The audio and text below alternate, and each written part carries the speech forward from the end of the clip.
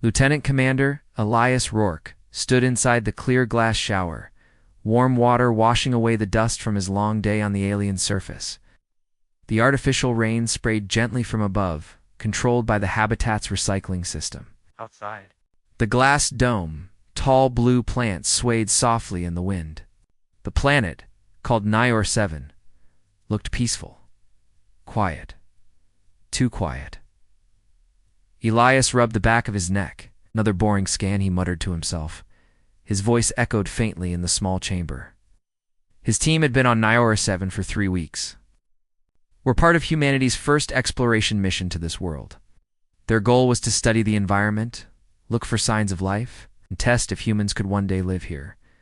But so far there had been nothing. No animals. No bugs. No sounds. Just silence. Only the strange blue jungle, endless hills, and a wide silver sky. Elias had started to feel like they were being watched, even though no sensors picked up anything strange. He shook the thought away and leaned back, letting the warm water rinse the sweat off his face. His muscles ached from hiking and setting up survey equipment. The water felt good, peaceful, safe. That's when he saw it, through the fogged glass. Outside the habitat wall, something was standing still, tall, thin, not human. Not shaped like anything he knew, stood near the edge of the jungle, just behind one of the large blue trees. Elias froze. His heart thudded once, hard. He wiped his hand across the foggy glass and looked again. Ow. The figure was still there, not moving, not hiding, just watching. Computer, he said quickly. Activate motion sensors in Sector 4. Motion sensors active, the soft voice replied. No movement detected. He looked back. Still there? Infrared scan. No heat signatures detected. Now the figure was gone.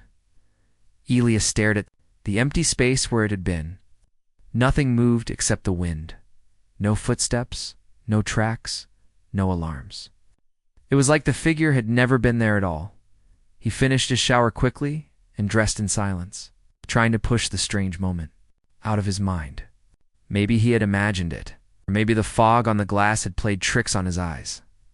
It was possible. He hadn't slept well in days. The planet's long days and quiet nights were starting to affect his mind. Still, something about it felt real. Later that evening, Elias sat in the command room with Dr. Moira Vance, the team's xenolinguist and behavioral scientist. She was reading through environmental reports while sipping tea from a metal mug. "You look like you saw a ghost," she said, without looking up. Elias hesitated. "I think I saw something outside." She raised an eyebrow. "Something?" He nodded. "A figure, tall, humanoid, standing near the jungle during my shower." Moira leaned forward. "Are you sure?" "No, that's the problem. It was there, and then it wasn't. Sensors didn't pick up anything." "Maybe a reflection?" she offered. "Maybe," Elias said, but his voice didn't sound convinced.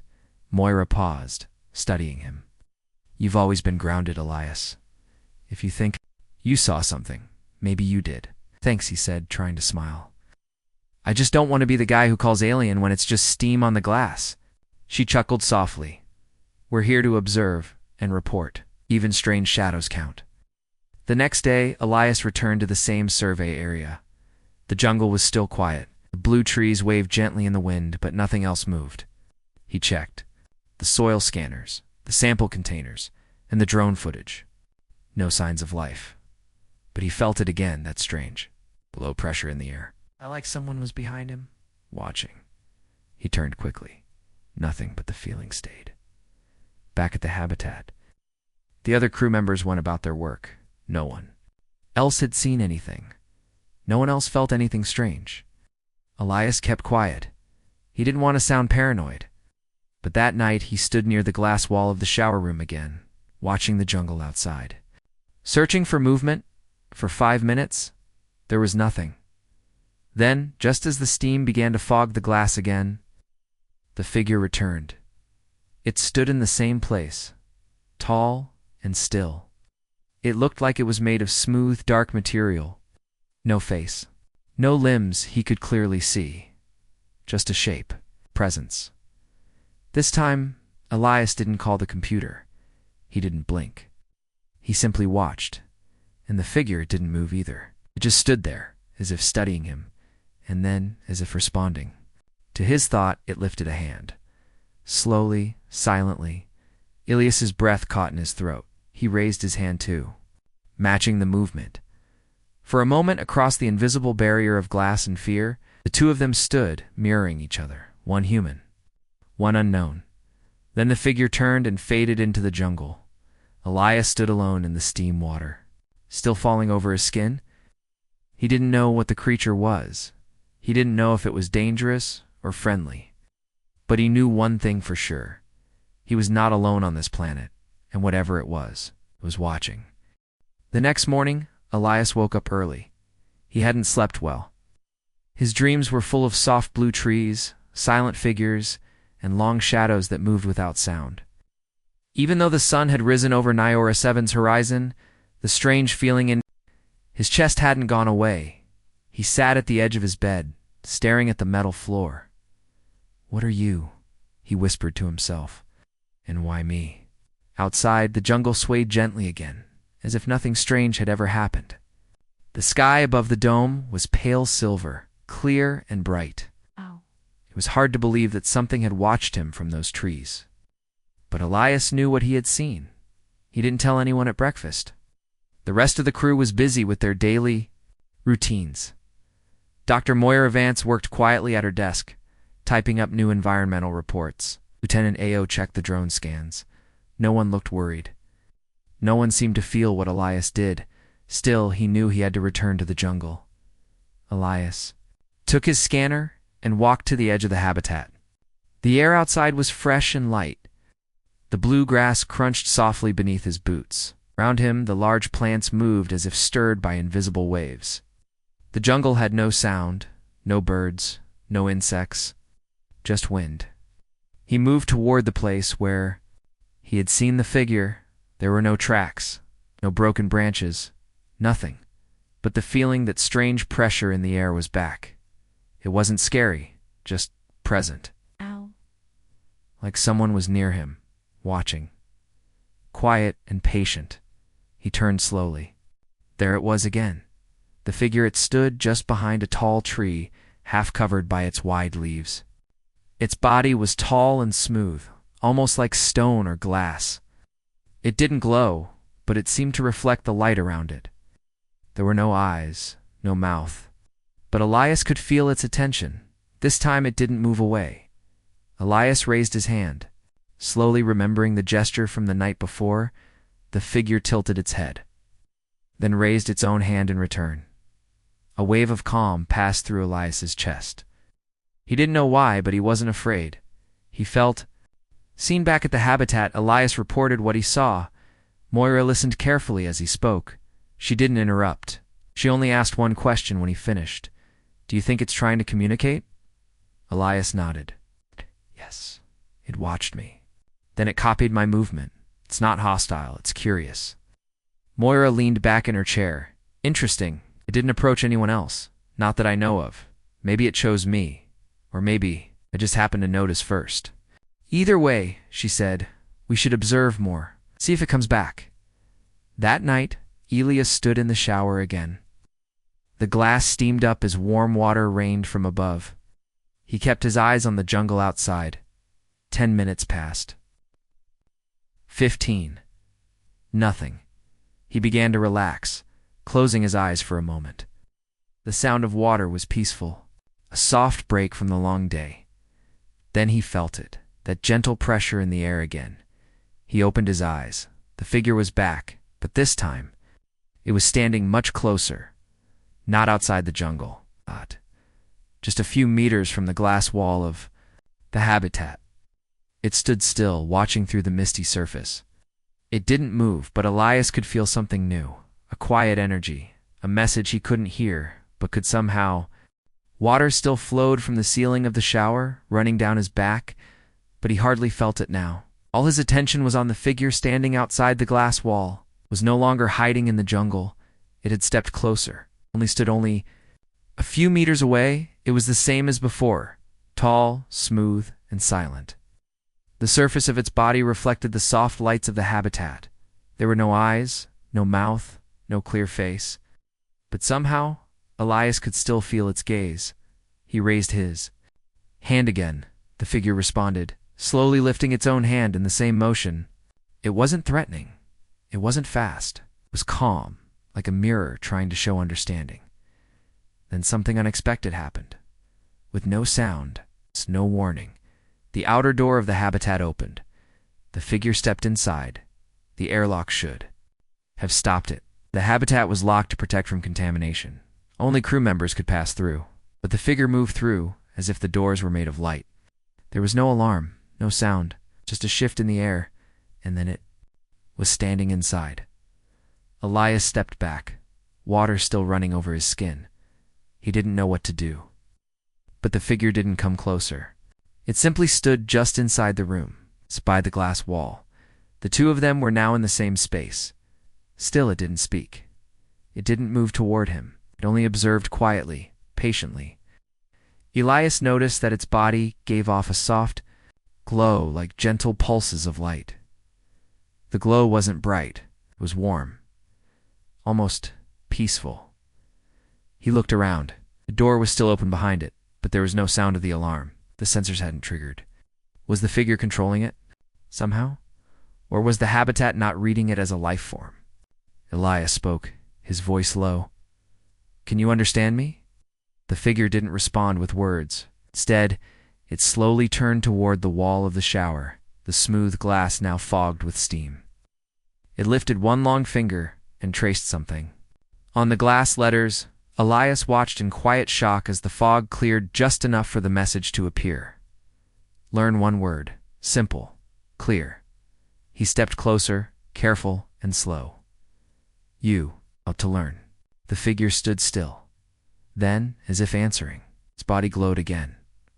One long, steady pulse of soft white light.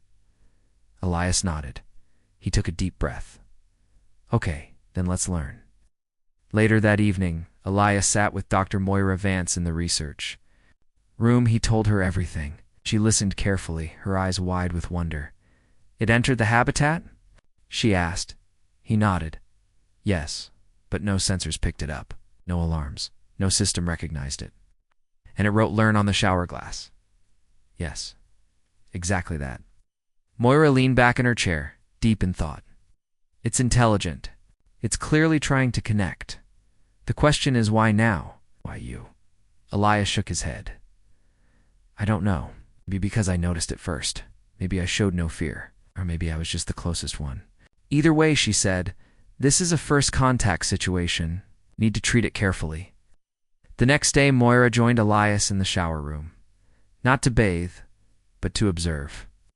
She stayed just outside the chamber, watching through the clear walls. Elias activated the shower like before and stood quietly, hoping the figure would return. 10 minutes passed. Then 20, just when they were about to give up. The lights in the room dimmed slightly. The figure appeared again, but this time, it didn't stand outside. It entered the room directly, as before. Again, no alarm sounded, no pressure change. It simply walked in, its glowing body reflecting in the misty glass. It moved slowly beside Elias and stood beneath the falling water, copied his movements. Turning its body, lifting its hands, letting the water run over its strange surface. Moira watched from behind the glass, amazed. She quickly took notes on a digital pad. The figure wasn't threatening. It didn't seem to mind her presence either. It stayed focused on Elias, and then something new happened. It turned to Elias, lifted both arms, and opened its chest slightly, revealing a soft, swirling light inside. The light pulsed gently in patterns, like a rhythm. It wasn't random. It was communication. Elias stood still. He could feel something, not fear, not danger, but an emotion like curiosity mixed with calm.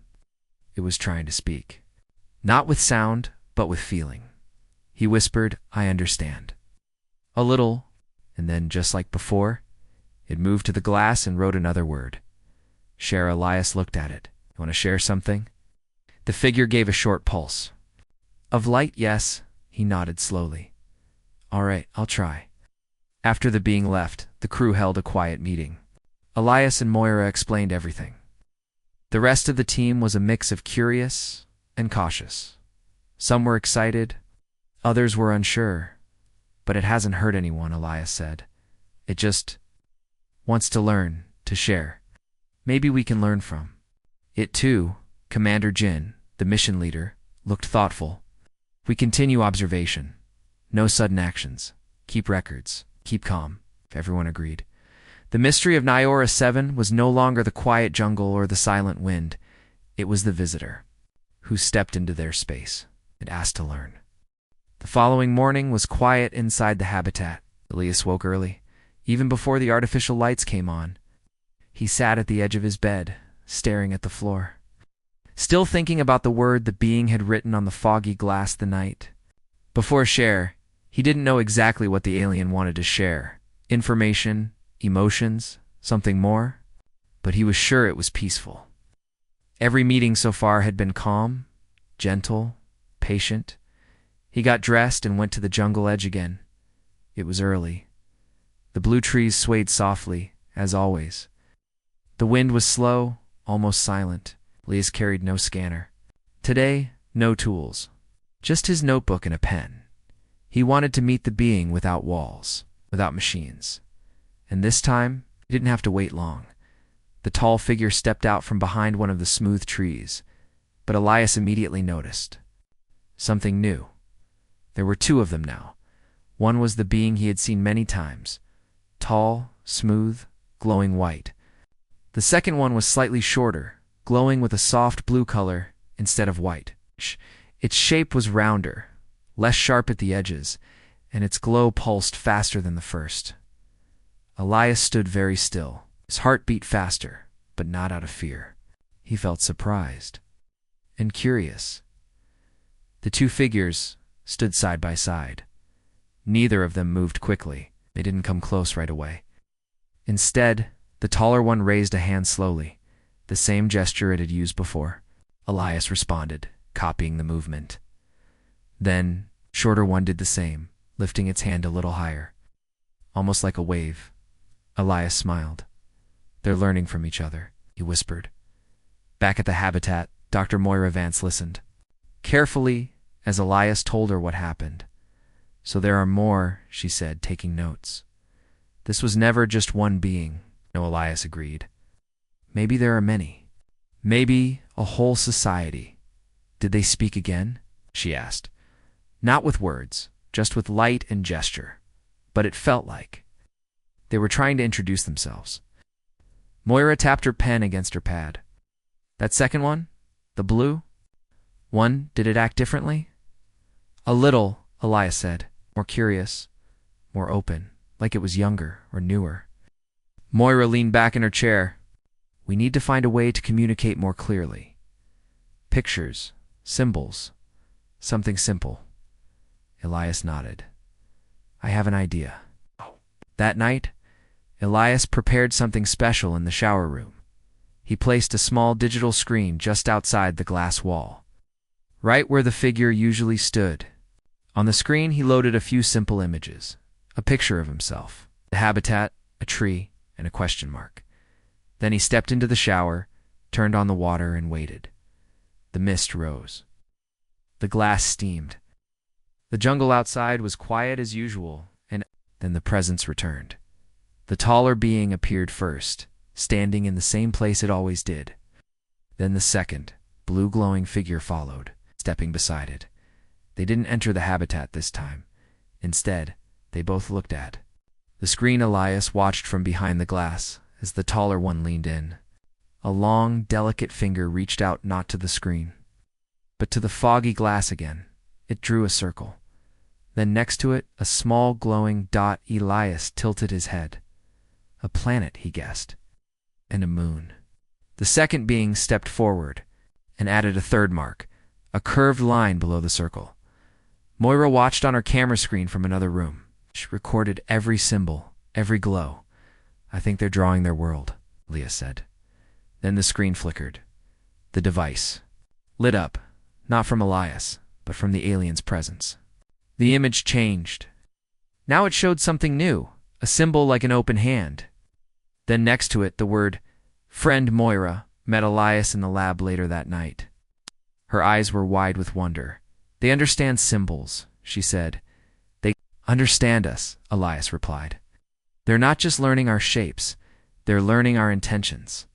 They called you a friend, Moira said softly. Elias nodded. Yes, and I think they meant it. The next day, the aliens came again, this time without hiding. They entered the habitat. Not through the airlock, but by simply appearing. Like they moved between space and light itself. There was no fear, no alarms, just calm. They stood in the same room with Elias and Moira. For the first time, both humans and both beings faced each other, equal and open. This time, they didn't just draw, they projected images. From their bodies, soft light appeared like a hologram, showing trees, water, stars. Elias holding a hand toward the being. Next to it, the word together, Moira whispered. They're inviting us. Elias looked at the beings. To what? One of them reached forward and gently touched Elias's chest. Right over his heart, and a new word appeared. Understand, Elias felt something warm spread through him. Not physical heat, but emotion. A quiet, deep connection. He didn't know how, but in that moment, he understood. They didn't just want to visit, they wanted to share who they were. Their thoughts, their memories, their peace. They didn't come for war, didn't come to take, they came to teach and learn together. The next morning, Elias stood in the common room of the habitat. The table in front of him held a few simple items. A light pen, 2 mirrors, a glass screen, and a blank datapad. These were tools he and Dr. Moira Vance had prepared for one purpose. Communication. The alien being stood quietly across from him. Its tall, smooth shape shimmered gently in the soft light. The glow from its body pulsed slowly white, then pale gold, then white again. It never spoke. But Elias felt its presence clearly, calm, patient, curious. Moira sat just behind a clear safety wall, watching everything. She held a recording device in one hand, her notes open on a screen in front of her. She didn't interrupt. Elias cleared his throat. We want to understand you, he said slowly. We want to learn what you know. The being said nothing, but it stepped closer. Its fingers, long and smooth, like glass, touched the glass screen gently. Then, without warning, the screen flickered. Elias stepped back, surprised. The datapad wasn't connected to any power. It shouldn't work. But now, glowing images were forming on it, soft. Floating lights and shapes, a blue forest, a river flowing backward, tall figures standing under 2 moons. Moira gasped softly behind the wall. It's showing us something, she said. Maybe it's home. Elias stared at the images. The scenes were not like a video, they were more like dreams. Memories. The forest moved slowly, almost like it was alive. The sky above it changed color gently, from silver to purple to gold. Then the image shifted again. Now it showed a figure like the alien in front of them, standing alone in front of a large, glowing wall. Elias blinked. The figure was reaching out, just like the one had done to him in the shower room. Is that you? Elias asked softly. The being didn't respond with words, but a soft pulse of blue ran across its body. Yes, Moira whispered from her seat. That's confirmation. It's showing its past, its memory. The image on the screen changed again. This time, it showed something else, a human figure, standing in a shower under falling water. The scene was familiar. What? Was Elias. That's me, he said quietly. The scene showed the first meeting Elias inside the glass, and the alien outside, watching. It was calm, peaceful, even beautiful. Moira looked up from her notes. It remembers the moment. Maybe that was important to it. Elias turned to the being. Why me? Why did you come to me? Ow. The being reached out and touched the glass screen again. A new word appeared in soft, glowing letters. Open. Moira leaned forward. Open, you mean? Elias was open to you. Another gentle pulse of light from the being. this time a soft green wave. Elias nodded slowly. Because I didn't fear you. Accepted you. The sky above Nior 7 was dark, but the jungle below was glowing softly in shades of blue and purple. The wind made no sound as it passed through the tall trees, and the world seemed to breathe gently inside the research habitat. Elias stood by the window, looking out at the quiet world. His mind was full of thoughts, questions, feelings.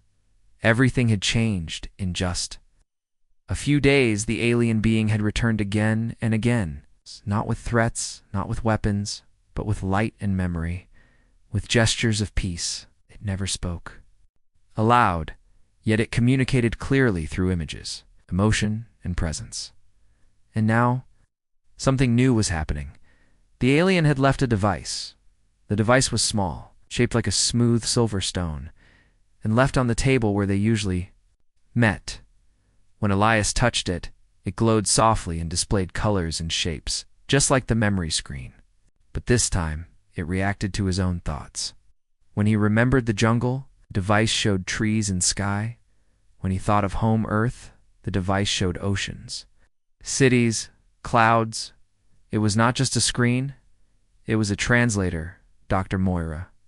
Vance was amazed. This is it, she said. This is real communication. It's not just showing us memories now. It's understanding thoughts. It's connecting. Elias placed both hands on the stone surface, closed his eyes. He thought about the first moment when the alien watched him in the shower, silently, patiently. No harm, no fear.